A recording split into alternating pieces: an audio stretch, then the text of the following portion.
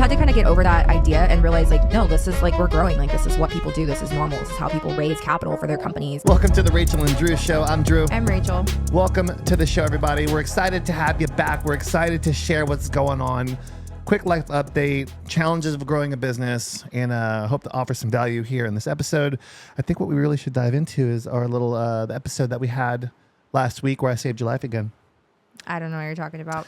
Well, I do. I'll share. We were working, and I went ahead to leave the house to go to our offices to work from there. Had some calls set up and some things I needed to do. And Rachel, we get IVs routinely. And something that we've always done. Rachel's had many of them, probably more than me. And Rachel went into severe anaphylaxis, which is super scary, super dangerous, life-threatening. I actually carry EpiPens around because this has happened before. It took about... This has happened one time before. So I'm correct. It has happened before. Yeah. And we were, last time it took a little bit longer to set in. It was like 25 minutes, 30 minutes to set in. This was like immediate, and it was from her IV. We were not sure exactly what it is yet. My mom is a nurse. She thinks it's from the preservatives. But how I came in, EpiPen, jabbed it in her leg like in a movie, Benadryl, water. It was scary. Yeah, and what the most inconvenient thing about the whole thing is it happened 10 minutes before my call with my client. And I was just like, and I'm like, looking back, I'm like, what the hell's wrong with you? Like, you're like can't breathe, you're shaking uncontrollably, you can't like control your body, and you're worried about a call that's in 8 minutes, you know? So anyway, that, you know, luckily my client was super great, and my team dealt with it, and they were awesome. But holy shit, yeah, it was scary. But also, what you didn't mention is that I had the flu last week. So I had 103.5 fever on Tuesday into Wednesday, and I got started on Tamiflu, and like it was just like last week was just rough. And then obviously straight into like literally taking my last pill of Tamiflu and like having to get on a flight to go to Atlanta for a work trip, you know, it's just, it was a lot. So I feel like yesterday was the first day, yesterday being on a Wednesday was my first day that I actually got to like have a teeny bit of time to just sit by myself and not have to be on. So yeah, it was rough. I don't have the flu anymore, but it still like lingers. Like it takes a lot out of you. I'm just worn out. Yeah, physically speaking. My mind's sharp, but I'm just physically I'm just kind of like bleh. So yeah, it's going around. There's like 4 viruses going around. So stay healthy. Yeah, stay hydrated. We have 3 stylists. I haven't seen them, so I'm not going to take credit for why they're sick. You know, but we had 3 stylists out sick today at just one of our locations, and then 2 of the other stylists, they had requested off for the day. Like, they're not sick, but they had like previously requested off, you know, and then we had 3 call out sick, and I'm like, damn, like it's, yeah, the flu is rough right now for sure. And then one of our educators, Gina, we were supposed to film today with her from Nashville. She was going to fly in this afternoon, and now she's got the flu. So we're rescheduling to next week. So yeah, it's going around, guys. Mm-hmm. Yeah. We went to the urgent care. It was popping. Yeah. Should start at urgent care. No. No. So. We could do just all the things we could do. Doesn't mean you should. No. You could. No, but probably just because you could doesn't mean you should. Mm-hmm. So yeah. Life lesson. Yeah, but we got some exciting stuff happening. So this last weekend in Atlanta, we went to an event, an investor summit, and we actually presented on stage our syndication. So we haven't talked a ton about this, maybe not even at all on the podcast here, but we have a syndication called Salon Syndicate, and basically, you know, we've grown rapidly over this last year, especially with BYOB. That is like the most, like I would say the fastest scaled thing that we have right now, and how just it's booming. And we need to be able to, what? I was coughing away from the mic. You were laughing at me. I'm like, nope. What did I do? I didn't. Nope. I was trying to be subtle and cough. Okay, well, this like a squeaking laugh over there. But we have a yeah. So we have a syndication. So, we're raising money for the expansion of our businesses. And it's kind of like weird to me because we've never ever like asked someone to fund something. So I've had to kind of get over that idea and realize like, no, this is like, we're growing. Like, this is what people do. This is normal. This is how people raise capital for their companies, how they can, basically move 5-10 years quicker in time just because you have the funding. So yeah, we've been doing that. We secured another $50,000 yesterday from one of our new investors, Paul. We've already guy. Such a sweet guy. And like when you raise funds, like it's very personal. Like you really you hear this, you may have not heard this, but people invest in people.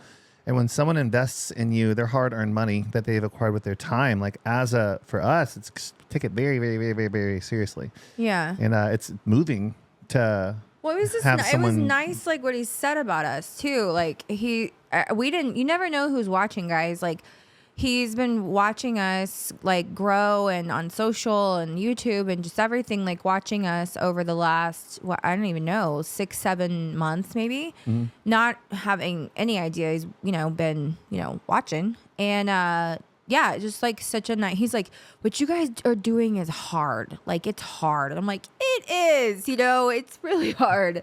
And, it was just kind of cool to be acknowledged from the outside in, And obviously, we're usually the ones giving the pats on the back and telling people we're proud of them. But to have that said to us was pretty cool. So yeah, we locked down another $50K.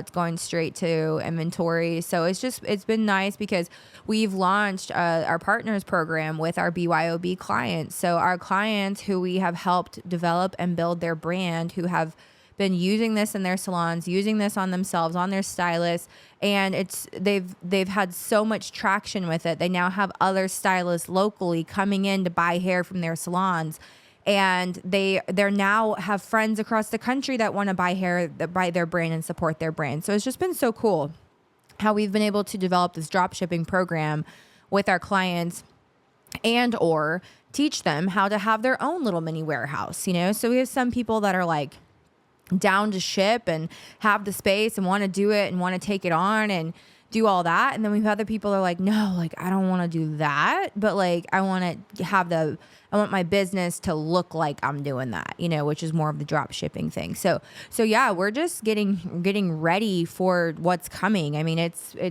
our sales are just upward always, and we're just trying to hang on, honestly. To the thing. It's wild because you for the longest time, I think you're always worried about, I need to get clients, I need to get a team, I need to do this, I need to do that. And then once you figure out that there's a process involved and you need to figure out a better process to accomplish said goal, and you achieve that, there's a whole other challenge on growth of actually becoming successful in your product hitting. And it's you would think if a product is successful and you get it out there, you run into challenges in production because you need to produce more of it quicker and more efficiently. Yeah. Your process has got to evolve, and that's also difficult. But you got a fire under you because there are orders coming in. You're like, oh shit, we got to sort this now. Yeah, we have so much demand. I mean, it's a blessing, but it's also like, oh shit, like, like we've got plenty of inventory to be able to fulfill the demand of our salons that we are distributing to. However, like there's no telling how many drop ship orders and stylists and like all the people that they're selling to, like what that demand's going to look like. So we're starting to feel some of that already. And that's why we've already increased our orders like 25% to be able to like handle that. So that's all good and dandy. However, we are like launching like sales and marketing, additional trainings and intensives to be able to really pour into our partners and give them tactical tools and like teach them how to market, how to get other stylists to buy their brand, and how to be valuable. And also at SalonCon, we released our education calendar for the year. So we have 18 classes across the whole country of all of our amazing educators hosting their class in their salons, selling their brand to their local communities. It's been really cool. And then we have this also massive demand for private classes. So, literally a year ago, not even March of last year, I remember we had our Houston mastermind, and we had kind of like an open house situation in one of our salons. And we had probably 75 CEO club members come over to our salon and tour and, open our drawers and see what's up. And rummage. Yeah, rummage away. And so we were doing that. And I remember I was leaning against the hair extension bar, and I'm talking to people, I'm answering questions. They're like, hey, so what's next? We want classes. Can you come out and teach my team? We want to do this. And I'm like, whoa, I'm not trying to start an education company like that. I did that. I lived that life. I used to do that, for Lace. I'm not trying to do that again.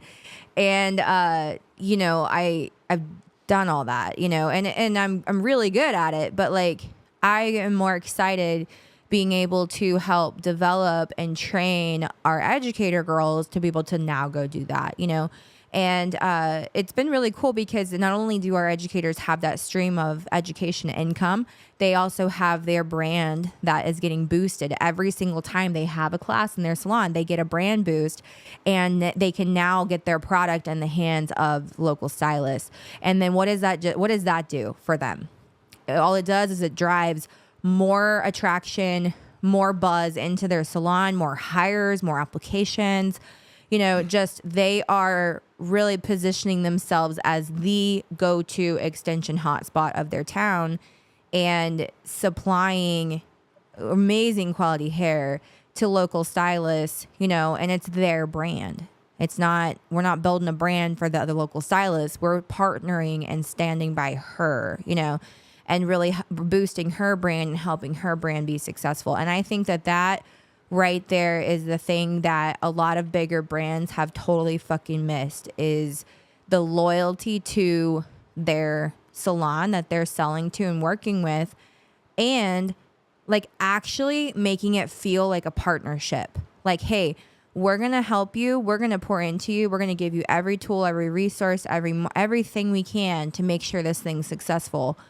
And that loyalty comes right back to us, and so I just love our clients. I really do. Love what we're doing. And we're about to launch. I'm about to really launch into building one of the best sales and acquisitions team in the world. I'm really excited about what we're doing on the front end. So Rachel's talking, that's all back end stuff. There's a whole other, that's where I live. There's a whole other front end thing that's about to pop off in a big way. And it's probably going to quadruple, and not being ridiculous. I'm going to quadruple what we're currently doing on the front end with these new systems. Cause you can build we've built up a $5 million company, but this is our team is a $20 million team all day. Yeah. Easy. So we have the hard stuff in place. It's about refining a few things on the scaling side and really just driving more attention to our systems to bring on more salons to do a better job.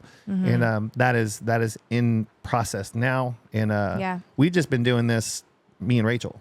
So we don't have a big sales team. We don't have a huge fulfillment team. It's very lean. Yeah, super lean, which is great, but sucks for taxes. Right. You're like, oh, great. Our profit is really, really there, which is great. But, Isn't that weird, though? When you want to learn how to make more money. Oh, I know. And then you make more money. Well, and then you got these taxes. We know what to do with it. We know how to. We know tax strategy. We have amazing things that we do. We could start a tax architecture firm, but we're not. We could, but we shouldn't. Stay focused, y'all. Focused. Yeah. Well, I could also pursue my long dream, my big dream of having being in the WNBA. No. She always talks about this. I don't. I literally got hit in the nose with a freaking basketball when I was in the church basketball league, and I got hit in the nose. My freaking nose is bleeding everywhere, and I never stepped foot on the court again. So, not my thing. But what is my thing is I love the work that I'm doing right now, and it's every day is kind of a good day.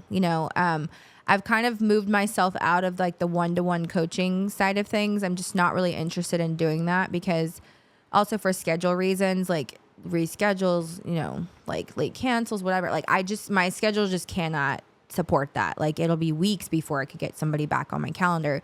So this year my schedule looks really different. I really like the way my schedule's looking, especially I feel like I can actually get into my like zone better, and I'm accomplishing more. I'm being able to do more and create more, which is exactly where I love to live. So we just launched Beach Wave. So we have our Beach Wave collection, which has been a hit. We have it in 10 colors right now in 18 and 22 inches.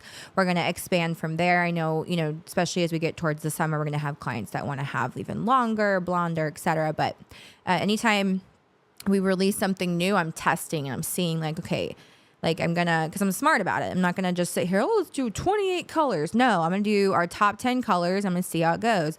And based on demand, I will do more supply, right? So that's exactly what we're doing. We've almost sold out of a lot of what we released, and we released like thousands of packs, and it's already moving. So been pretty cool. And then also, to my knowledge, I don't know of anybody that has wavy keratin. I don't. Like I have searched high and low around, and I have not been able to find anybody that has wavy keratin.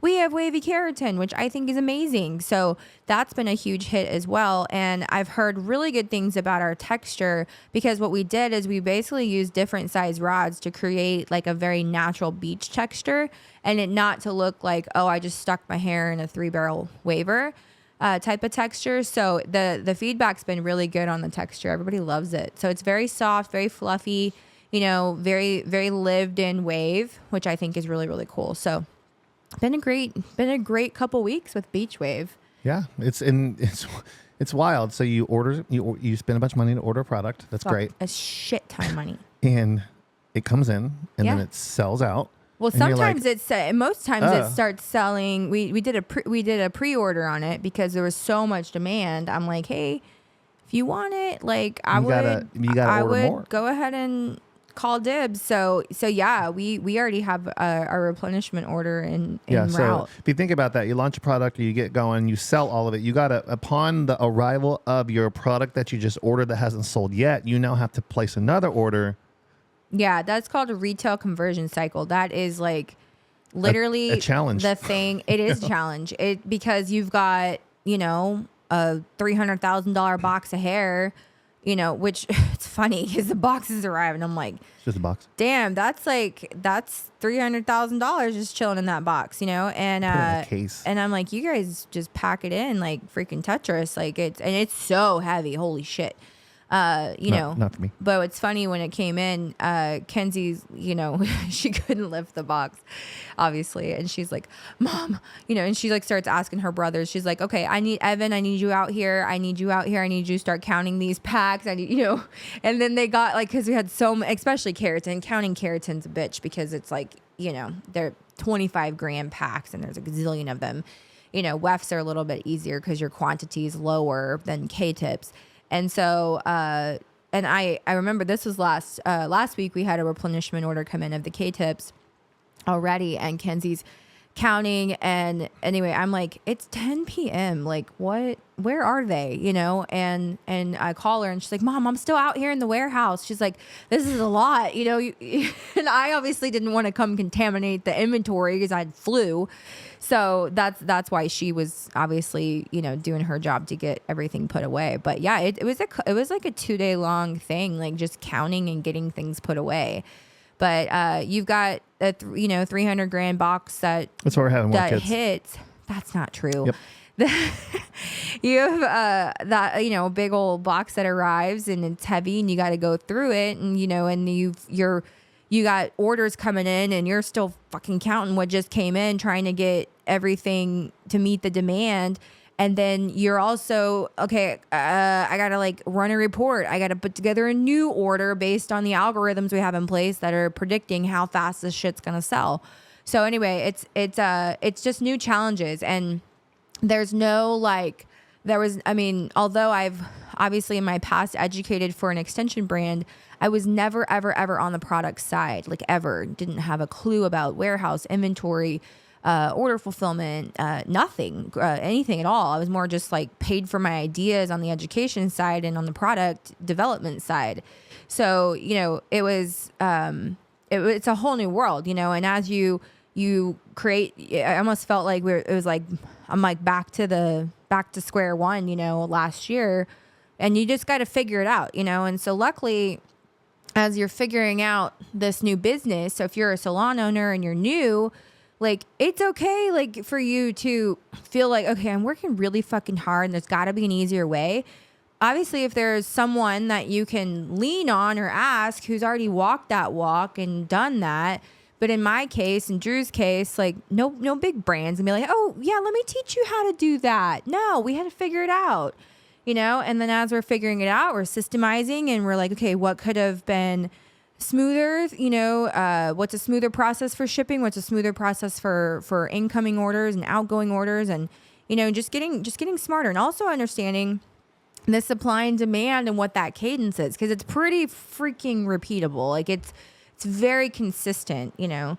Our orders are significantly lower on, you know, Saturday. I would say in the evening, but Saturday, because guess what? We can't ship Sunday. But then come Monday, ding, ding, ding, ding, ding, ding. You know, it's like our clients are available to order and work on their business, and our orders are very, very, very heavy on Monday, Wednesday. And then of course you got the last minute people that like to slide in with an overnight early at you know, 1:55. Thank you guys for that. When UPS comes at 2:00, but shit, it's anyway, it's exhilarating. I'm sure Chloe maybe feels different about it, but I'm just like, oh shit. Like, I mean, we'll literally be leaving and another order comes in and I'm like, shit, I'm going to go back up into the warehouse, go pack it, go back out to the car, go back to UPS. Think about this. The process we're using ain't going to work much longer. So same thing with the growth of the business. As I'm about to scale what we're doing, we're going to have to refine that. Oh, I'm getting them to come here. We're not dropping off there anymore. We can't run the show like that. No, we're going to be messy on the route. But messy is okay. It's always messy when you're growing something. It's always messy. Yeah. But people feel bad. It's funny. I've had over 10, literally since 2013.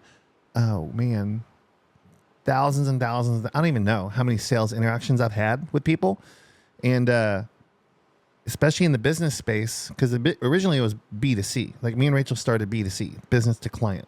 That was our beginning. So now we work B2B, business to business. It was the point I'm trying to get to here is, because I'm fumbling over my words, is really the challenge freaking hard. The challenge of going from doing that to scaling is so messy. And I talked to so many people and they're all going through the same thing. Thousands of salon owners that I've talked to are in this mess. Like, their clients are leaving, or they're getting these walkouts. It's the same story. And I'm not I want to listen to them, but I'm not insensitive on the call. I'm really good about listening and connecting, but it is wild about how similar all these stories are, and how close that what we did in our salons by going through the same thing. But you're on the path of growth, but it feels like you're doing it wrong. Yeah. Because it's messy and you're overwhelmed and you don't know what's going on, and people lie and leave and cheat and steal, and you know, that's just the game. That's part of it, you know. And we're up there again with a bit of a mess, but we have to clean it up. We have to refine it, and it's just there's a revolving pattern. Rachel was talking about, she was helping Ollie with some of his homework and helping him identify patterns. And I have a love-hate relationship with school. I feel like you go to school, the school teaches you how to be a 9-to-5 worker, and they teach you stuff that's in textbooks that is way predated. To get something in a textbook to modernize what's going on now, impossible. Never happens. So I even teach people with business degrees and marketing degrees that don't know how to market or do business. That's my take on school. But the kids, that's their job. They need to get through it. They need to do well. And Rachel was talking about patterns. There is a pattern to this basic math and multiplication, and she's teaching Ollie to help identify, but there's also patterns in business. Part of the pattern is identifying what you do, your product, your service, your solution, and then when you scale it, it's going to fall apart. And then you have to identify the pattern to rebuild and reassess and push forward, and it's going to fall apart again. you know, we're there again. You're always like, there's different milestones in business that you guys are going to hit. And as you are climbing closer to those milestones, I'd say the very first milestone to hit, no matter what in your salons, or if you listen, I mean, we have a lot of people that aren't salon owners that are own other businesses. It doesn't matter. Roofs. Getting your business to $1 million and staying focused, that is more of a discipline thing. And that's more of a relationship building thing, you know. For sales. Do people want to come back to you? Yes or no? You know what I'm saying? And also, you know, can you stay focused on one thing and take it to $1 million? And then you can start adding accessories onto your business or trying to do something else. But I see people expand way too early. I see people, you know, start paying for big hires or manager. Like you can have your salon hit $1 million without a full-time 100K a year manager or whatever the hell salary that looks like in your state, you know, and it's like to get to 2 million. Yeah. Like that's going to take just more volume. You know, higher tickets, more consistency, really dialing in your stylists and their performance. But hitting $1 million is not hard. And there's so many people, if they're in your fucking feelings all the time and you're like, well, I can't tell you. I'd say the most commonly used phrase you hear on sales calls, and I overhear on his sales calls, is I feel like. It's like, what do you know? What do you know? What has happened? What's going to happen? You know, like being more specific about those things and not your feelings. Like your feelings are neither right or wrong. They just are, but you can't run your freaking business off your feelings. So if I am, let's say, they're usually wrong. I know, but you know, you can't be insensitive.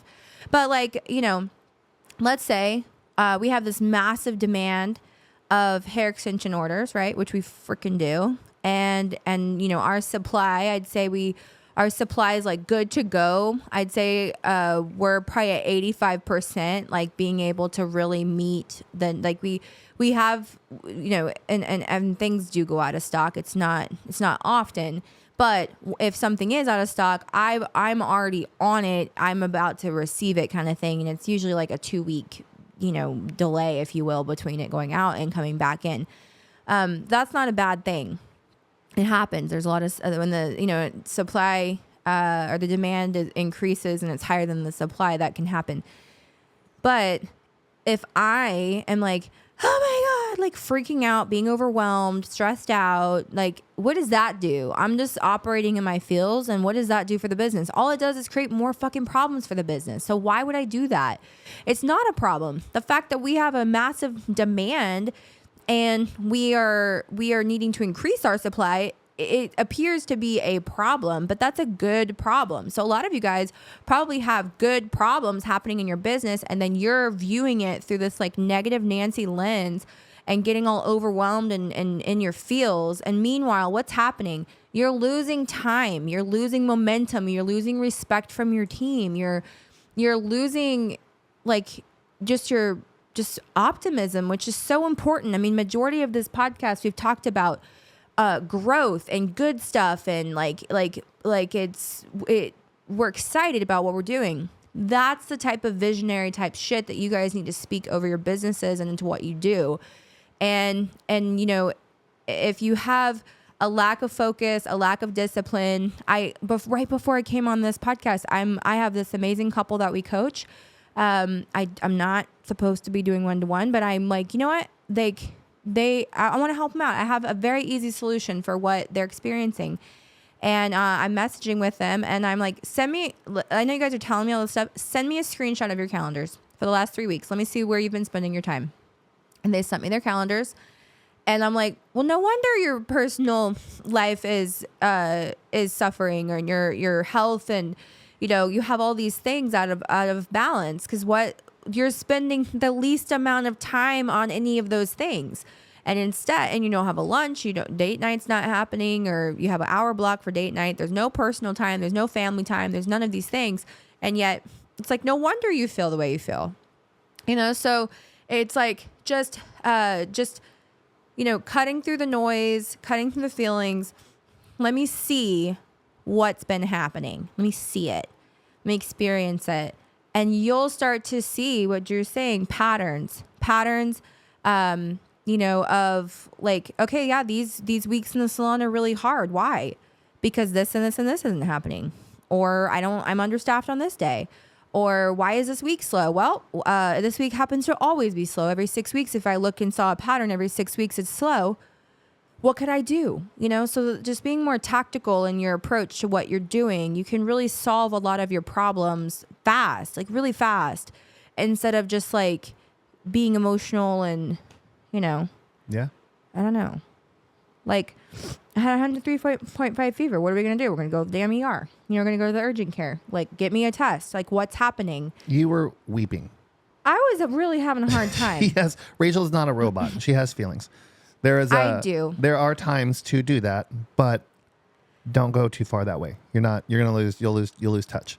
So she was, well, I was more so couldn't breathe. She was asking me to call her at 8 o'clock or whatever. And I was like, no, we're not doing that right now. We're going to miss the call because you're my 11:30. My 11:30. Your 11:30. Yeah. I was thinking about you, Jamie. I really was. And she really was. And she like, she's, it was, and I don't want to be insensitive to this, but she was, if you curled up into a ball on the couch, shaking violently, like you're having a seizure. Breathing. If she breathes too heavy, the thing you can do is lose consciousness from how you're breathing. And if she loses breath and she's not getting oxygen, that baby's not getting oxygen. So it was a very scary moment. I didn't give a shit about the calls. You know, it was EpiPen, Benadryl, and truck. Hospital. Straight to the hospital. So, but by the time we arrived, she had stopped shaking because I was watching, because that stuff gets worse really quickly or it gets better really quickly. And luckily, he's kicking. He knows you're talking about him. Well, hey, bro, what's up? I think we've decided to name him. You want to announce the name? Mm-hmm. And then I got to go to the bathroom. So let's wrap this up. We're going to name him Memphis, is what I wanted to name him. I want to name Hendrix Memphis. You like it? Memphis is cool. Memphis Dean Thomas. That's cool. Yeah. So my favorite uncle growing up was my Uncle Dean. Oh. So I wanted to name Hendrix Memphis. She named him. She came up with the name Hendrix, which is cool. As long as nobody associates Memphis with like the freaking crime capital of Tennessee, like I'm fine with it. No, it's just it's a vibe. It's a vibe. It's a personality. So how you doing? I'm pregnant. I gotta go to the bathroom. All right, we're gonna wrap it up so Rachel can go pee. Sorry. Thanks for tuning in, everybody. Yes, thank you. We'll see you on the next episode. Later.